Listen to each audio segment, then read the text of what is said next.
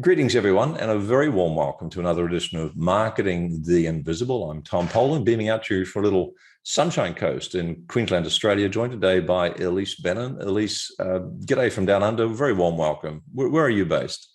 Thank you so much, Tom. I'm happy to be here. And I am based in Savannah, Georgia, in the US on the southern eastern coast. How's the weather right now?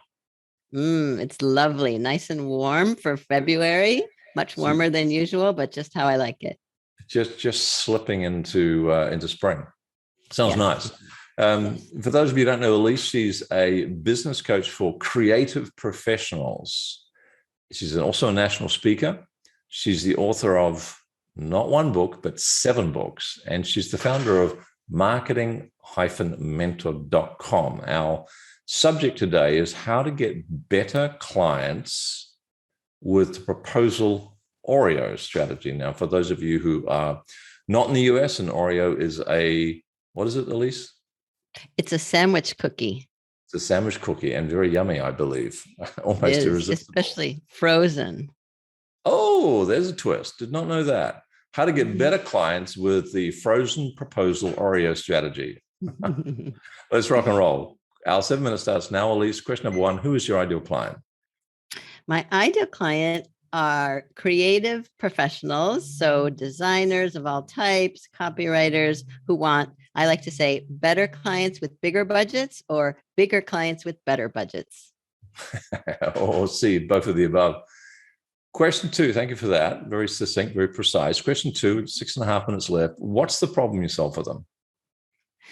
So for the most part, my clients are not marketing themselves because they don't like marketing and they just think word of mouth is the best marketing tool. And they end up just taking whatever comes along, and they get to a certain point where it's not good enough. They know they can do better. And so I basically help them identify who their ideal clients are, develop relationships with them, and then be there when their prospects are in their moment of need so they can make the connection and do the project. Makes a lot of sense. So question 3, 6 minutes left. What are some of the typical symptoms that these creative professionals are going to be experiencing? We'll give them a heads up. They need to find out more about what you do. Yeah, I mean, they're taking whatever comes along and probably not being paid what they think they're worth for their work. Often their clients or their prospects are ghosting them and not responding to their outreach or to their follow-up, or even sometimes in the middle of a project, the client disappears because they're not high quality clients. Right. And I think the worst thing is they feel like they're not in control of their business because they're not. It sounds like they're fighting a losing battle. It's kind of scratching their head, figuring out, well, why don't I get better quality clients? And I'm doing such great work. Why aren't people more responsive and so on?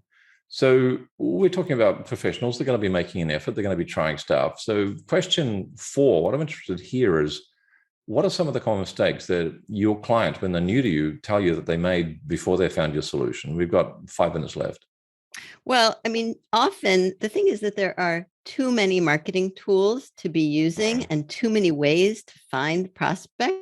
And so often people are just doing a little bit of everything, and that's not what works. You have to focus. You have to figure out, where are your ideal clients? How are you going to introduce yourself to them? And then how do you stay in touch with them over time? So people are generally wasting time in a very haphazard, scattered way with their marketing tools, and then wasting time also on proposals that go nowhere. It's so true. We see the latest flash thing, and there's some amazing testimonials. People just go and chase another squirrel and don't quite catch that one, and go and chase another one, and it's easy to be seduced into that. So let's flip it now. Let's talk about some positive things that folks can do to solve the problem. We've got 4 minutes left. One valuable free action, like a top tip, that's not going to solve the whole problem, but it might take folks in the step in the right direction. Well, this is where I want to describe the proposal Oreo strategy, because it's something anyone can do. And it's like a sandwich cookie.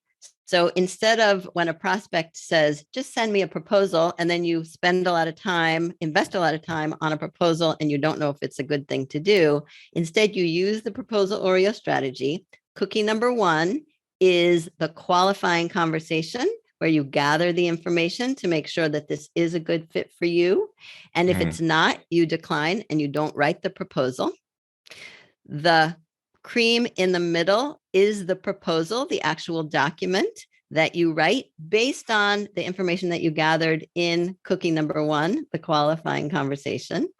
And the key to it is cookie number 2, which is when you present in real time your proposal and you walk your prospect through so that you can gauge their interest and respond to any objections and answer any questions, and therefore avoid being ghosted. And more, this is what's working, because people just don't read anymore and they don't have time to respond. But if you got them on a call, then you can build the relationship and figure out, where is this going? So that's the proposal Oreo strategy.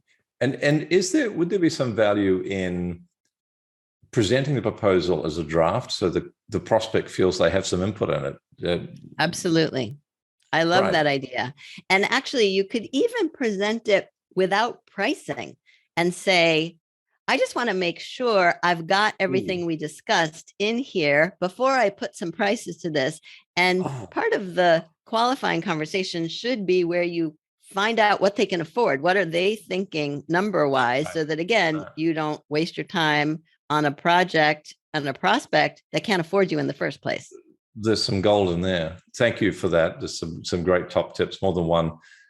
Question 6, and we've got 90 seconds left. What's a valuable free resource? Where can we direct folks to our website where they can find out more about what you do and perhaps get some more ideas? Yeah, marketing-mentor.com. There's lots of free resources. My quick tips is the thing I suggest people sign up for, and that's my email newsletter where I share content on a regular basis. Perfect. Marketing-mentor.com. Go get it, folks. Last question, 70 seconds left. What's the one question I should have asked you but didn't? Well, it's kind of a big question, but I'll distill it into, what are the marketing tools that work?